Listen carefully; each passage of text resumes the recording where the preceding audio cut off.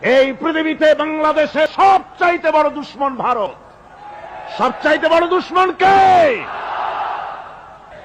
আমরা ভারতকে দেখিয়ে দেব ইনশাআল্লাহ।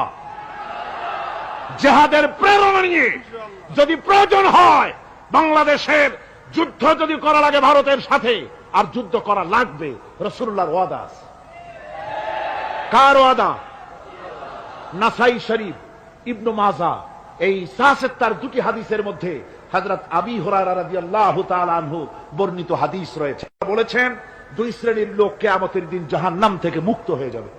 এক শ্রেণী হচ্ছে যারা ঈসা আলাইহিস সালামের সাথে সাথী হয়ে যারা লড়বে আর শহীদ হবে, কিয়ামতে তারা জান্নাতে যাবে, জাহান্নাম থেকে মুক্ত। আর দ্বিতীয় শ্রেণী ভারতের সঙ্গে একটা যুদ্ধ হবে, রাসূল বলেছেন হিন্দুস্তানের সঙ্গে একটা লড়াই হবে। ওই লড়াইয়ে যারা শহীদ হবে রাসূলুল্লাহ বলেছেন কিয়ামতের দিন জাহান্নাম থেকে আল্লাহ মুক্ত করে দেবে।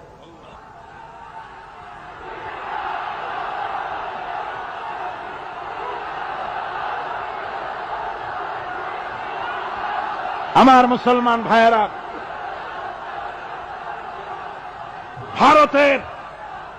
ভারতের জনগণের সাথে আমাদের কোনো বিদ্বেষ নাই, ভারতের জনগণের সাথে আমাদের কোনো শত্রুতা নাই, ঠিক কিনা? আমাদের দুশ্মনী নরপশুর সাথে।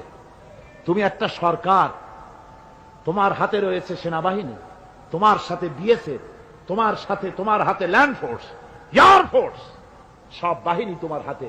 মসজিদ ভাঙে চোখের সামনে, তোমার বাহিনীর লোকেরা অস্ত্র নিয়ে দাঁড়িয়ে থাকে, একটা ফাঁকা গুলিও করলো না। করছে একটা ফাঁকা গুলি?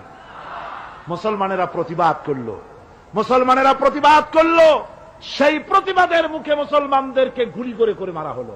কারফিউ দিয়ে পুলিশেরা মুসলমানদের ঘরে ঢুকে মুসলমানদেরকে বের করে এনে বেয়নেট চার্জ করে শহীদ করে দিয়েছে। দিল্লি, মিরাট, থামো। দিল্লিতে, মিরাটে, কলকাতায়, বোম্বে, মাদ্রাস, গোটা ভারতে সাম্প্রদায়িক দাঙ্গা দিয়ে ডুবিয়ে ফেলেছে। মুসলমানেরা আজকে সেখানে এতিম অবস্থায় পড়ে আছে। সেই লড়াই ভারতের সাথে আমাদের হবে। ওই লড়াই যেদিন বাঁধবে, বাংলাদেশের সেনাবাহিনী, air force, land force, police শুধু এরাই যুদ্ধ করবে না, বাংলাদেশের 12 কোটি তৌহিদি জনতা শহীদ তিতুমীরের বাস হাতে নিয়ে ভারতকে পিটিয়ে ঠান্ডা করবে ইনশাআল্লাহ।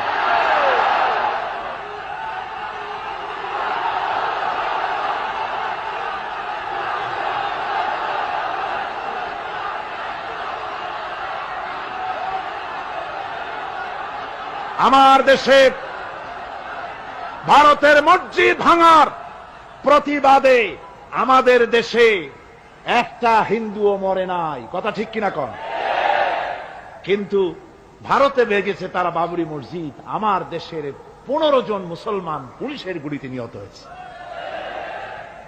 আমার দেশে হিন্দু মরে নাই, তোমরা আমার দেশে সেখানে আমার মুসলমান মেরেছ।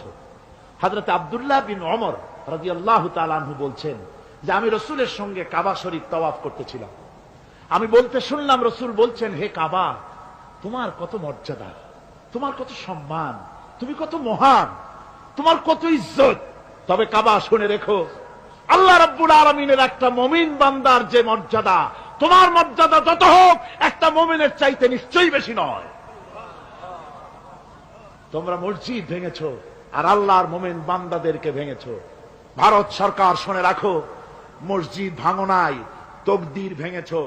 মসজিদ যেভাবে মসজিদের ইটগুলি টুকরা টুকরা হয়েছে, গোটা ভারত আজ হোক কাল হোক মসজিদের ইটের মতোই টুকরা